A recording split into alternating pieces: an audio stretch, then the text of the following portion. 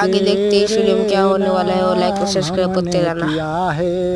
Excuse me sir, હા બોલો. અમે ગરીબ લોકો માટે ડોનેશન કલેક્ટ કરી રહ્યા છીએ, તો તમે શું લખાવશો? કઈ નહીં. યથાશક્તિ પ્રમાણે સર, ફૂલ નહીં તો ફૂલની પાકડી, કંઈક તો લખાવો. માફ કરો, કઈ નથી લખાવું. આવા શું હૈસો હાવ, મદદ કરાય કોકની.